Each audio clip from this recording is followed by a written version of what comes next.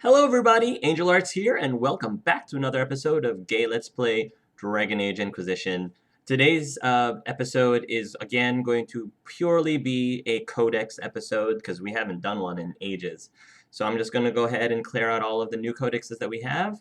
As usual, if you're not interested in Codexes, feel free to just skip over to the next episode. So without further ado, let's see what we've got. Oh boy, we've got quite a bit, folks, to get through. It looks like Blackwall got an update on his dossier. Constable of the Grey, Silverite Wings of Valor, hardly relevant now. They are Warden Blackwall's achievements, and the man we thought to be him was someone else entirely. It explains why I had scant information on Blackwall. He must have been lying low for years. I compiled everything I had on Thomas Rainier. Read on, Liliana. What follows is a history of Thomas Rainier, prepared for delivery by Sister Liliana. I like that the codexes are updating as the story progresses, and I believe previous titles of Dragon Age have done this before as well, in addition to Mass Effect, I think. Rainier was born in Markham, a city-state in the Free Marches. There is little information on his early life, but he was already a skilled warrior by the time he turned 18. Hoping to make his fortune, he joined the Grand Tourney, that great marcher contest of arms. I remember him talking about that with us before. He won the melee, proving himself and earning a substantial sum of gold. What happened to the coin Rainier won in the tourney is a mystery, and this is when he denied being trained by a chevalier, which chevaliers are amazing fighters, so he's kind of was wondering if that was a big regret of his, because he kind of let his pride get in the way of that. It was more of a pride thing than it was a practical thing. 2 years later, he appeared in Orlais, no richer than at 18. So he pretty much squandered it on something. Booze and women, probably. We don't know. Still, he leveraged his abilities and lingering fame to gain a place in the Orlesian army. Rainier excelled as a soldier, rising through the ranks quickly to become a captain with a number of men under him. Rainier's men were fiercely loyal. Our sources believe that many would have gladly defied a higher command at his word. On the surface, Rainier safeguarded his men's interest, but further investigation reveals that he was primarily concerned with his own advancement and profit. Rainier's desire to amass a fortune likely explains his involvement in the massacre of Lord Vincent Callier and his family. Our sources tell us that Rainier was approached by a chevalier, Sir Robert Chapuis.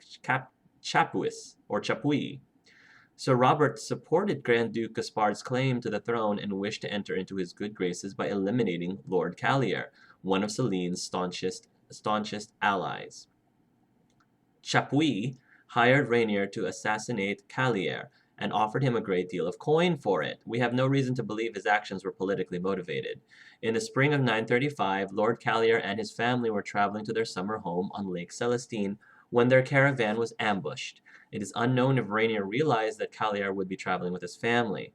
Rainier and his men slaughtered Lord Callier and his entourage. They spared not even the children, all four under the age of 13.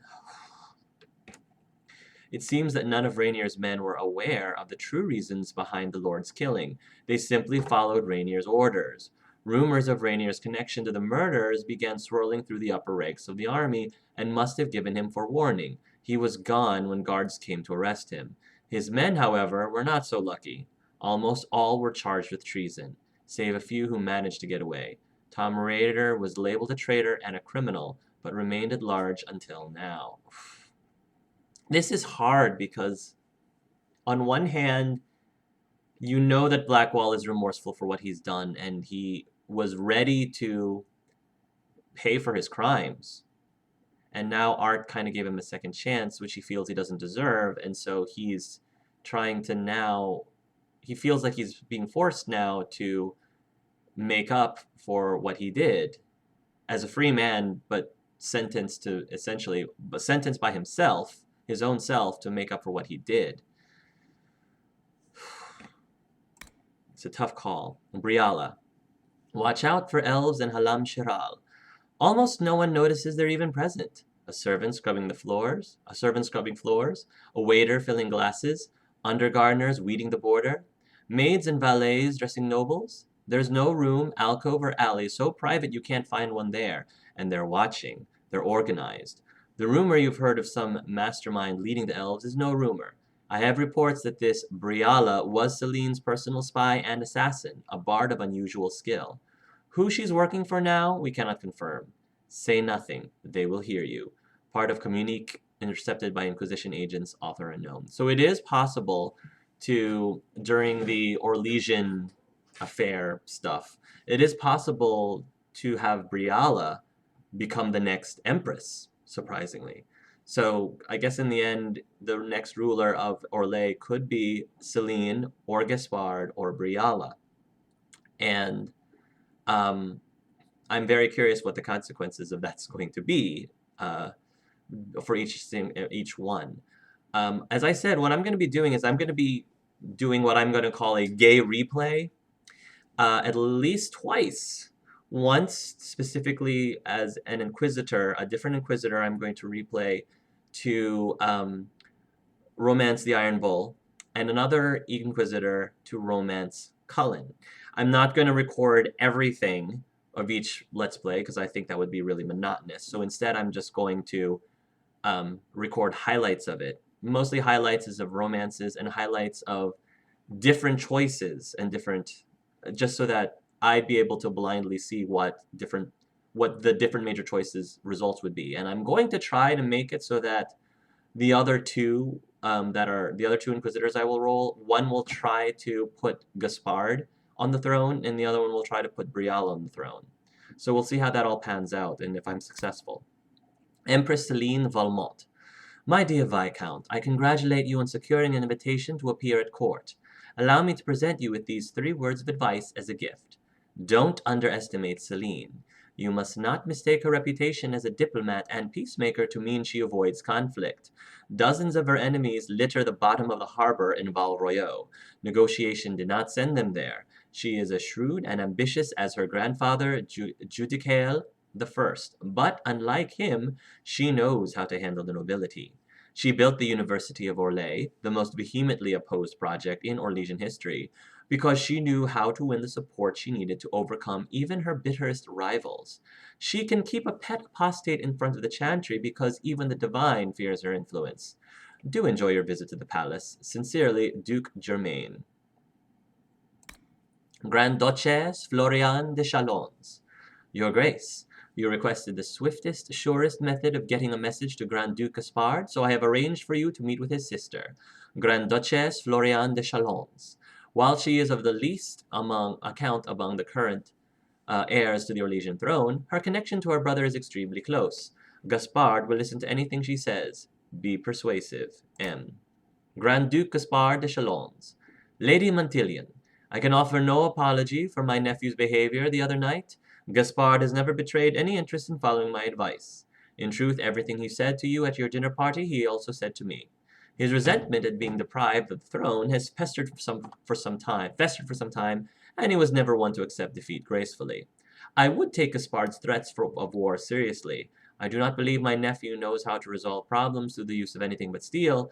If his record on the battlefield is any indication, he is quite adept at so doing. I shall be increasing my personal guard directly. Sincerely, Duke Gratien. Morrigan. I, too, am concerned about this new advisor to the Imperial Court. If Celine is truly curious about magic, why not turn to Madame de Fer with her questions? Why seek out this dark-haired apostate from Ferelden? Why bring the woman here? After a great deal of surveillance, I can reassure you somewhat. I do not believe this Morrigan has our Empress ensorcelled. I don't know how to pronounce that. There is no way to be certain, of course, but the witch and Celine argue often. If Morrigan tells Celine something unpleasant, she will avoid the witch for months before curiosity draws her back. Morrigan has an interest in ancient things, magic from a time before the Chantry even existed, and it is this pursuit that intrigues Celine. Morrigan can answer questions that Madame de Fer either could not or would not, whether any pertain to blood magic or other forbidden things. That I can only suspect. 3 of my spies disappeared after attempting to breach the spells protecting this woman's laboratory in the depths of the palace. I would raise a fuss, but then my efforts would be revealed, even though I doubt I am alone. The entire court is consumed with curiosity, and the more Celine keeps her in the sidelines, the more we all wish to know. Our empress plays with fire. Considering she has yet to find herself a husband to solidify the future of her dynasty, these dealings with the apostate are one more nail in her coffin. Yours in trust, Madame de Carnay. Okay. I believe that's the characters. Crafting materials. Philanderous. The name Philanderous is Elven, meaning demon weed, which is fitting for this rare plant because it grows only in places where the veil is thin. Philanderous is easily identified. It's a twisted, wicked-looking shrub with long, thorny shoots and no leaves, a skeletal hand reaching out from an unmarked grave. Many swear the plant radiates a palpable aura of malevolence, so it comes to no surprise that it unnerves many a junior herbalist. An excerpt from the Botanical Compendium by Inez Arcania, botanist. Vandal Aria. The Vandal Aria is a flowering shrub related to the rare and nearly extinct Felicitas Aria, otherwise known as the Silent Plains rose. Of course, neither variety of Aria is a true rose, and they are called roses only because of their sweet scent. The fragrance of the Vandal Aria, however, is lighter and greener than that of her rare cousin, and redolent of honey and cut grass. That sounds pleasant. The Felicitas aria is best known for being the only plant capable of growing on blighted land. Vandal aria lacks this quality, but is capable of proliferating almost everywhere else, even though she seems to favor dry, arid climes. If left to grow wild, the Vandal will take over a space, choking out any other plant unfortunate enough to be in her way. An excerpt from a Botanical Compendium by Inez Arcania, botanist. Arcane Horror. I think we've already gotten through that. Black Wolf, Bruiser, these are all things that we've read before, but they've been updated. Despair Demon, Dragon. Okay, here's something new. Dragon. A fully mature adult female dragon is a high dragon, the great monster of legend, the rarest of all dragonkind. These dragons hollow out massive lairs for themselves, for they need the space to house their harem of drakes as well as their eggs and dragonlings. High dragons are seldom seen. They spend most of their time sleeping and mating, living off prey their drakes bring back. But once every 100 years or so, the high dragon prepares for clutching by emerging from her lair and taking wing. She will fly far and wide, eating hundreds of animals, most often livestock, over the course of a few weeks, leaving smoldering devastation in her wake. She then returns to her lair to lay her eggs and will not again reappear in the skies for another century. Gotcha. Gurgit. The chant of light claims that the Maker made us, and in our folly we think ourselves blessed by such fact. If fact it is, for in my seeking I find only base illusions, the better for being torn down and mocked as inadequate in the harsh light of reason. But as an exercise, let us say that it is true that the Maker made us. I have seen the Gurgit basking in a slanted shaft of sunlight in the penumbral canyon, its putrescent tongue scenting the rancid air of the nameless and unnamable swamp, swishing the uncaring grass of the plains with its passage. It is some cousin of the wyvern, but bereft of the savage ferocity for which the latter is praised and hunted by Orlesian nobles. Its thick-lidded eyes stare witlessly, and its jaws hangs agape. And it is not befuddled or frustrated by its want of reason, but perfectly content, a drooling idiot. Its pallid belly stretches and distends, disdaining all reason when it gorges itself upon its prey. I have seen such a lowly beast swallow a chevalier whole. The great and shining warrior, taken by surprise in the tall grass, his silverite armor gleaming as the Gurgit unhinged its jaws to draw the chevalier in. Across its belly, I saw the kicks and struggles grow frenzied and then still, and the idiot beast settled into a happy torpor. The ruined armor of the noble chevalier lay among the Gurgit's spoor several days later. Ugh. Say that it is true, that the Maker made us. What if he made us for food? That's a concept. What if the grand purpose of our searching existence is to stretch the belly of a beast that slinks through the tall grass? What if there is a single unbending purpose, and in it we are cattle to feed the witless leviathans that slumber unseen beneath us? That's a pretty interesting concept. From an Anatomy of Various Terrible Beasts by Baron Havard Pierre d'Amortissan. Master makes us check behind him for Gurgits at all times. He also carries a very sharp stick. Footnote in the margins of the manuscript by the Baron Scribe, Dunwick. Yes, Dunwick. Herlock. Lurker. You want to hunt lurkers.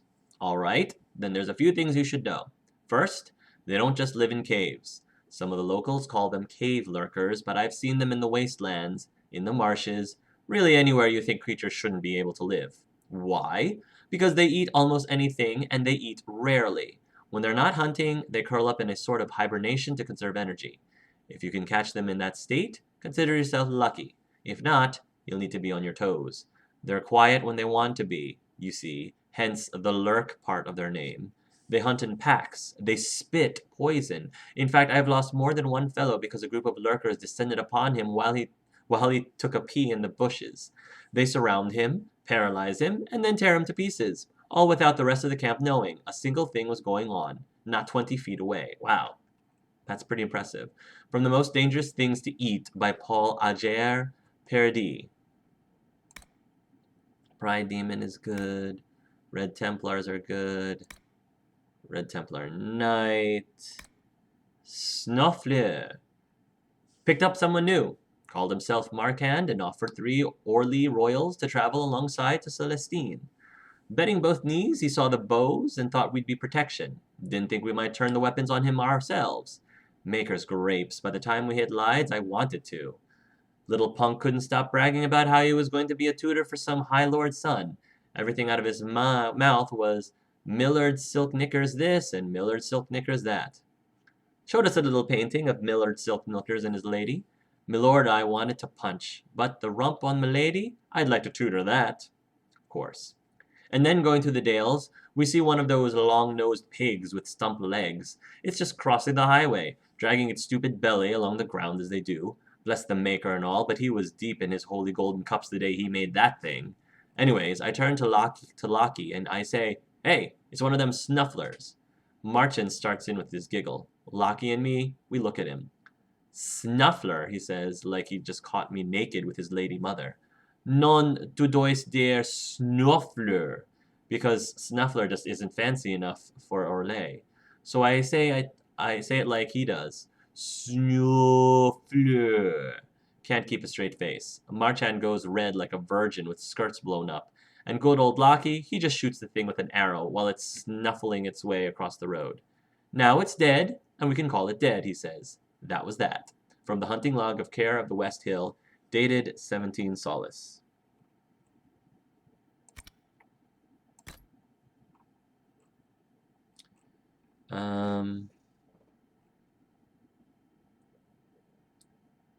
So hard to see which one I missed. Gurn. We woke to a herd from nowhere, just standing around the camp. And it wasn't the first time. Getting water in an oasis, humming to myself. Poof, there's one behind me. Talk to another rider for a few minutes, and there's 2. Just staring. I think they think talking is weird. I say shoo. Dumb thing step on foot. I was not paid enough for a hurt foot. Don't believe they stomp out fires. I set them all the time. Gurns don't show up. Harmless so long as you don't treat them like cattle. Maybe farm raised, but not wild. One time, we figured we'd saddle one. Maybe break it like a horse, because that hump would bounce arrows real nice. Bad idea, did not end well for 5-toe. We used to call him 6-toe, but not because of his feet. He got the horn something fierce, oh geez. Milk the thing? Your mother. Excerpts on Gurn, Voices of Working Caravans, collected by Philium, a bard. Interesting. Groups. The Sentinel Elves. Elves ambushed us just when the Master said they would, 5 days into the wilds. They move faster than any elf I've seen, and they know the forest like they were born of it. The ones who escape melt back into the shadows. They're strong, and they know no fear. Every elf we cut down fights till the last. The attacks have slowed down since we doubled the watch. We've killed enough to make them pause. Corypheus says the elves call themselves sentinels. We were going over the plans for the final assault on their temple, and he told me the elves we were fighting are the last true priests of their old gods. Before I could stop myself, I asked how he knew. I felt like a fool the moment the words left my mouth, but the master just looked at me and then opened his hand. A second later, that magic orb was floating over it. He told me it was Elven, that events made him believe it came to him for a purpose. The master turned, and I thought I was dismissed, but his voice stopped me before I left. He said, solemn as I've ever known him, that there were many things he couldn't tell me, that he hid them so I could stay focused on the well. He said that while I'll sacrifice much, there will be no secrets once I become the vessel. I left, but I can't stop thinking about it. I'd swear there was a regret in those last words. Wish I knew exactly what for. Charred excerpt from the logbook kept by Samson, recovered by Inquisition spies from the wreckage of a Red Templar camps in the Arbor Wilds. The rest of the book is too blackened by fire to make out. Too bad. Dwarven inscriptions. Hissing wastes. Fariel, Paragon, fled from the strife his brilliance created. The strife that destroyed Tiges, sundered houses from weapons that clan used against clan. His own clan and his two sons followed Fariel to the pitiless surface. The surface where they would hide from the war that took their homes. Okay, this is the Hissing Waste story. After many years, Fariel, greatest of paragons, could not bear life. I feel like I should read this when it's all complete, because I think we're not quite done with Fariel's tale. So I'll read it when it's all complete. Old Elven writing. This Elven writing found in the Arbor Wilds is so old as to be incomprehensible. Superstitions of the royal family. The Valmont family has its quirks. Every family does. But the Valmonts lean particularly towards the occult. Emperor Reveal, the Mad, believed in ghosts. He was certain that his mother continued to advise him after her death, and that the angry shade of his twin brother sought his downfall. He employed the services of soothsayers to convey messages from beyond the grave and to stave off his slain brother's wrath. His son, Emperor Judicael I, had a fascination for all things ancient and arcane. It is said that his desire to reconstruct the palace of Halam Shiral after an elven uprising destroyed it was due more to his interest in the site itself than in the politics or the game. They say he chose to spend the winter months at this family retreat because he believed the palace located at a nexus of elven magic, and that spending time there would grant him longer life as with the fabled immortal elves. In the end, the palace did not prevent his death due to heart failure. His youngest son, Prince Reynaud, had a similar interest in elves and the Dales. He collected carvings of Hala, the Dalish beasts of burden sacred to one of their false gods. The statuettes, all the work of Dalish artisans during the long walk, were kept in his room in the Winter Palace. When his daughter ascended to the throne, he had them repurposed as keys. But why, and for what? No one can know. An excerpt from Architectural History of Orlais, Volume 1, by Elodie Farneau. The Lion of Orlais. As to your question regarding why a lion is considered a symbol of Orlais, particularly when the lion is a creature native only to eastern Thedas, the answer is quite simple. It adorns the crest of the Valmonts, the family that has ruled the empire since the end of the Exalted Age, and in truth it is the Valmonts which have come to represent Orlais.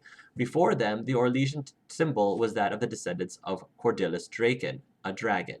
As to why the lion adorns their crests, that dates back to the time of Lambert Valmont, a young captain of Orlais who distinguished himself at the Battle of Aigles, that great and infamous battle that ended the Fourth Blight. It is said that young Valmont disregarded orders during the battle, taking his forces to relieve the beleaguered Antevans and saving them from absolute destruction. Though his superiors were at first chagrined, chalking up the captain's actions to an infatuation with a certain Antevan camp follower, this incidentally has never been confirmed, it later came to light that the Antevan force had been led by King Azar Adalberto Campana himself. In the political realignment following the Blight's end, Antiva was an important ally to Orlais, and Lambert Valmont was an Antevan hero. He was given the hand of one of King Azar's daughters in marriage and elevated to noble rank, with a valiant lion to adorn his newly created heraldry. The Orlesian emperor was forced to respond in kind, granting Valmont a marquisate. Imagine, if you will, the hero returning to Val Royeaux from the Blight, sporting a wife with royal blood and the honors of two nations. This is why jealous nobles called him the Swaggering Lion, a nickname he embraced. It was Lambert Valmont's son, Alphonse, who later led the civil war against the usurper Xavier Draken. He killed Xavier in single combat, giving rise to the great Orlesian legend of the lion slaying the dragon, putting an end to the Draken dynasty as he assumed the throne, and changing the Orlesian symbol forever. Interesting. From a letter by Brother Jindif TV to Prince Kalen Theron, 920 Dragon. What pride had wrought. And as the black clouds came upon them, they looked on what pride had wrought, and despaired. The work of man and woman, by hubris of their making, the sorrows of blight unbearable. Canticle of Threnodies 7:10-11. Pride. What other sin wounds us so deeply as pride? It drove the old Tevinter magisters to blacken the Golden City. It pushed Mafarath to betray beloved Andraste, and it has made fools of kings and peasants ever since the Maker formed us from nothing. Pride disguises itself in surety. Who among us has not looked at our fair country and thought, surely we are safe here, under protection. Our world will last forever, and we are mighty and wise. These verses say to the faithful, go and look upon the ruins of old, and ask who remembers the faces of those who dwelled there. Only the Maker's knowledge is complete. The words he gave us through blessed Andraste are the one true constant in our world. A land without the chant is doomed to be forgotten by time. Notes on the Chant of Light by Mother Bezoria of the Grand Cathedral, 937 Dragon. The First Blight, Chapter 4. Founded at Weishaupt Fortress in the Anderfels, the Grey Wardens offered humanity hope in its darkest hour. Veterans of decades of battles with the Darkspawn came together, and the best amongst them pledged to do whatever was necessary to stem the tide of darkness that swept across the land. These great humans, elves, and dwarves pooled their knowledge of the enemy and formed a united front to put a stop to the Archdemon's rampage. And stop it they did. Ballads are still sung today of the first Grey Warden charge into the waves of Darkspawn at the city of Nordbotten, each warden facing 10 or 20 Darkspawn at a time. Squadrons of Grey Wardens mounted on their mighty griffins, soaring through the blackened skies and battling the terrible Archdemon with spear and spell. Oh, what a sight it must have been. Incredibly, the Grey Wardens won the first battle. They raised their arms in victory, and suddenly there was hope. The Grey Wardens led the lands of men and the last stalwart defenders of the Dwarven halls against the hordes of the Archdemon Dumat for the next 100 years, gaining and losing ground, but never backing away.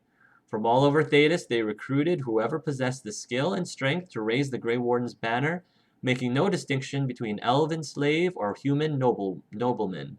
And finally, nearly 2 centuries after the first old god rose from the earth, the Grey Wardens assembled the armies of men and dwarves at the Battle of Silent Fields. It was then that Dumat finally fell and the first blight ended. The Tevinter Imperium would face a new challenge with the coming of the prophet Andraste. Thoughts of the blight grew distant. With Dumat's defeat, the Darkspawn were no longer considered a threat, but with the wisdom of hindsight, we know that conceit proved foolish indeed. The task of the Grey Wardens was far from over. From Tales of the Destruction of Thedas by Brother Genitivi, Chantry Scholar. Wicked eyes and wicked hearts. The old gods will call to you. From their ancient prisons they will sing. Dragons with wicked eyes and wicked hearts, on blackened wings, does deceit take flight. The first of my children, lost tonight. Canticle of Silence, chapter 3, verse 6. The dissonant Canticle of Silence is an alternate creation story to the versions in the Canticle of Threnodies. Much of the canticle is written from the point of view of the Maker himself as he addresses humankind, which is why it was ultimately considered a blasphemous presumption and removed from the verses of the chant. Popularly attributed to Archon Hissarion, Silence depicts the Maker as more sorrowful at the corruption and betrayal of his children, both spirit and mortal. He mourns the fall and corruption of the old gods as his own mistake, and urges his mortal children to turn aside from the dark path their elder siblings have led them down. Most historians agree that Archon Hissarion had indeed likely written this canticle during the bloody Tevinter Transfiguration. Literary scholars of the Imperium often cite this as one of the oldest recorded pieces of propaganda. In the 6th verse, the grieving Maker calls upon his mortal children to acknowledge that the dragon gods have manipulated and deceived them, and to throw off their corruptive influence and return to the light. As the people of Tevinter rose up and slaughtered anyone remaining faithful to their old gods, they became the rallying cry of the most terrible bloodbath in the history of the Imperium. From the Chant of Light, Literary Analysis and History by Sister Tessaria. Orlesian Caprice Coins. Oh, cool. Victory in the grand game is not merely determined by what one has at one's command, one's connections, and one's machinations, but what one is willing to give up. The clearest example is the caprice. Each coin is traditionally a gift. They were once tokens of regard, favors for chevaliers from their lovers or patrons. Throwing them into a fountain was rooted in superstition. The token was offered as a sacrifice, a bribe to Andraste to keep the Chevalier safe on the battlefield. The more one had to offer to the waters, the better one's chances of escaping the caprices of fate, hence the name. Interesting. Over time, the superstitious aspects of the custom faded. Now the caprice is a mark of status. The more coins one has, the more public the spectacle of throwing them away, the stronger one's position in the game. From the Dowager's Field, a Guide to Good Society by Lady Alcyone.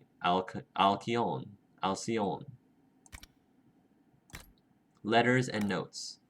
A different Darkspawn? The journal penned by unknown writer appears to be quite old, with many of its pages damaged by water and dust. The entries that can be read all appear to be about 20 years old. We finally found a mook alive in that passage. Still can't believe it. The only reason I didn't stop digging is because he had the key to the cache, but after 2 weeks I was expecting to find it on his corpse. What story does he come up with? That he was found by a darkspawn of all things. A talking darkspawn. Polite as you please, this has got to be the architect. Who fed him and gave him water and evidently chatted with him about surfacers.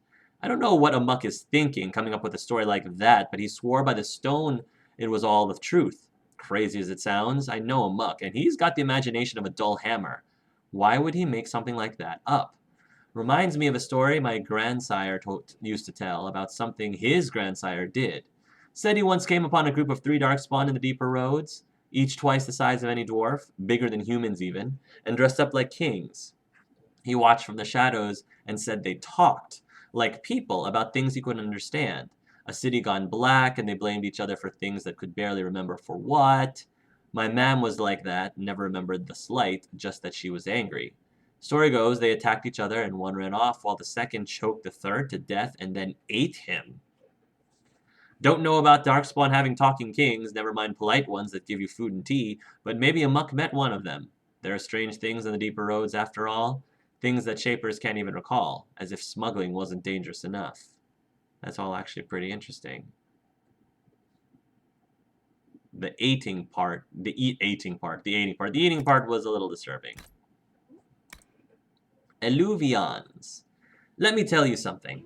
There are mirrors, old mirrors, from the ancient times when our people ruled every part of this land. Only they're not really mirrors. They're eluvians. You find some dusty old scholar, he's going to tell you your people used eluvians to talk to each other. Don't believe it. They're portals. You walk into one, and eventually you come out the other side. Or at least, this is what I'm told. You ever wonder why they've never found any elven roads, like our ancestors never walked anywhere? That's why. They used eluvians, and there are still eluvians in the old places today. Some of them even work, and Briala knows where they are. If we can get our hands on them, we'll have an advantage that no human could ever hope to counter, the ability to move across half of Thedas in a heartbeat. From a letter discovered in the ashes of a building in the Verschiel alienage, 940 Dragon. The Rite of Tranquility. We called it the Rite of Tranquility, a mind branded with lyrium, brought to a state devoid of either emotion or sense of self. The rite was required to achieve the true peace that could draw a spirit of faith from the depths of the Fade. A difficult task, considering a tranquil mind is all but invisible to these beings. The candidate must be pure. If the candidate proved unworthy, the spirit would touch his mind, and he would be freed from tranquility, as well as made into a seeker in truth. If he proved unworthy, tranquility was permanent. Yeah, that's what Cassandra says, that she had to become tranquil, and she didn't realize that was happening. She had to become tranquil before she became a seeker. It was only later, when the first mage attempted to join our order and failed, that we learned tranquility rendered a mage unable to access his magic, as well as immune to demonic possession. Huh. So at first they used the Rite of Tranquility to make seekers, and then later on they realized that if you use that on mages, they wouldn't be able to use their magic, as well as immune to demonic possession. Thus, when the Circle of Magi was born, we gave them the most holy rite we possessed. It was a sacrifice we made for the good of all, so dangerous mages could be spared execution and yet live productive and harmonious lives. What we did not give them was the secret of its reversal. That knowledge and our ancient bond with the spirits of faith shall forever be solely ours to keep. An excerpt from Cassandra's tome on the Seekers of Truth. Wow. Wow. Arbor Wilds. Crucius. For once, look to the elves for guidance. The Dalish shun the Arbor Wilds. When the people who could start a war over a single crumbling wall ignore a large elven ruin to the south, it bodes disaster. There is beauty and curiosity in the forests, such as trees that rise tall as towers, but those who travel too deep into them never return. You asked if I could identify the elven architecture from the few existing sketches of the outer ruins. They have curious similarities to stonework found in Arlathan, so I would guess it's likely an old elven temple dating 200-300 years before the Imperium. Anything else is conjecture that I fear will spurn you on in this folly. Letter from Scholar of the Tevinter Imperium to Magister Crucius, a mage of high standing who led a doomed expedition into the Arbor Wilds a year afterwards. Resources found here: Elfroot, Arbor Blessing, Philanderus, Stormheart, Silverite. Emprise du Lion. The ancient name of these craggy highlands has long been lost to time.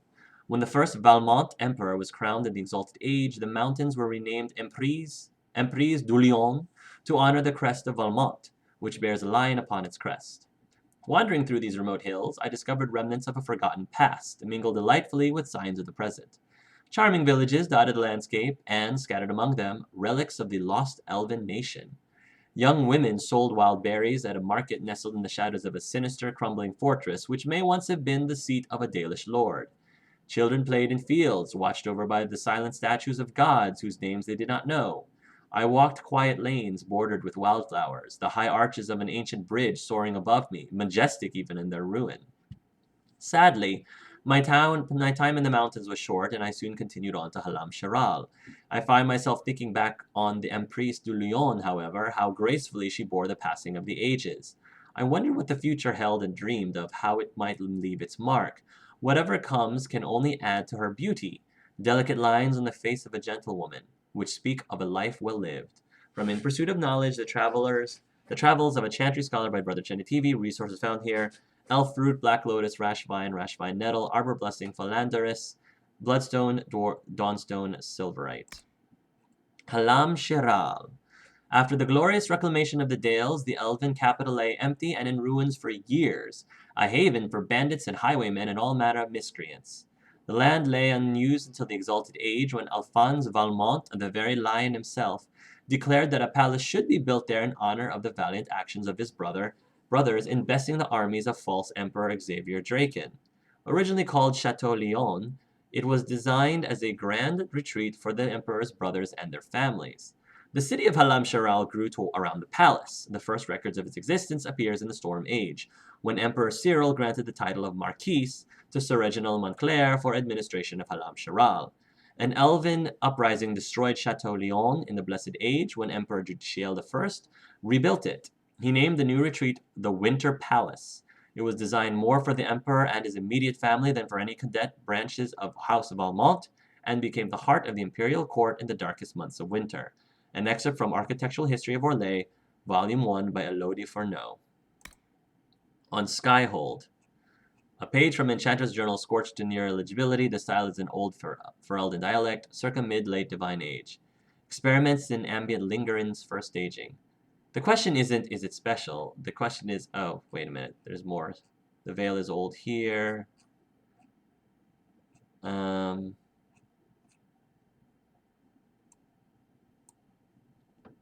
Under a pillar. Possible reference to Skyhold in the readings of the Great Library of Val Royeaux. What follows are the names of the powers that may have held a fortress in the region. Unfortunately, time and records are such that for many, the name is all that is known, and some of those are merely as reference in other works. Your fortress is a vagabond, but years will do that to the stone as well. I think I've already read this. Here, okay. Yeah, I think this is the one that I haven't read yet. Inquisitor. Your archivist asked me how I came to know the name and location of Skyhold. To the latter, I may speak easily. When one walks in the Fade, any fortress that has seen enough battle shines as a beacon for spirits drawn to death and struggle, even after centuries of disuse. As to the former, I myself cannot say for certain. The whispers of old memories carry 1,000 such names upon their breath, and it is possible that this name belonged to some other keep in some other land. Still, it seems an auspicious name, for there is one peculiarity of language that your scholars seem to have missed. When the words reached my dreaming mind, Skyhold was not simply a fortress near the sky, nor was it some simplistic allusion to holding up the sky. Skyhold, Tarasilan Telas, was the place where the sky was held back. Given your efforts against the breach and our battle against a madman who seeks to assault the Black City in the Fade, I can only hope that the Inquisition's new stronghold lives up to its name, Solus. That is interesting. The Hissing Wastes. Felicity. You're chasing nonsense. Even if there were an old city buried in the Hissing Wastes, what makes you think the university would send you there on the chance you'll dig up an interesting slab of rubble? I skirted the edge of it once. If the wildlife isn't venomous, it's filled with fangs. The days bake, the nights freeze. The only other souls you meet have even worse reasons for being there than you do. I haven't even mentioned that dragons like to nest in the rocks. Ask Alphonse how we got the scar on his arm. He'll tell you.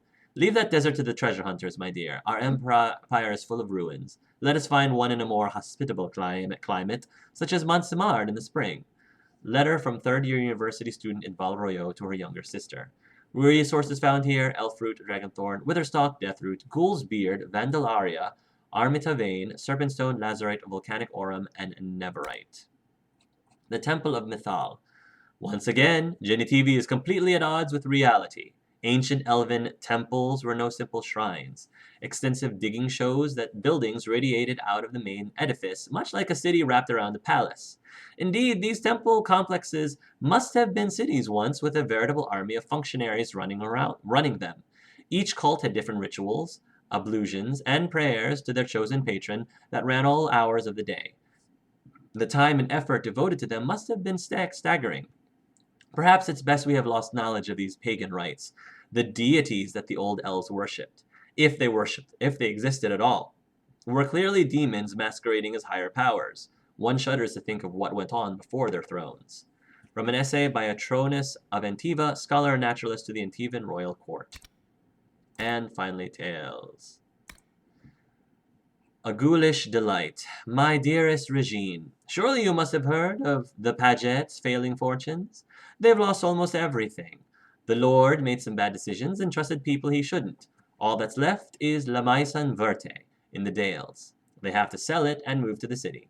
I was called upon to find someone willing to buy the house. You would be so proud of me. I was surpassed all the Lord's expectations. I looked into La Maison's history first. Did you know it was built in the time of the elves?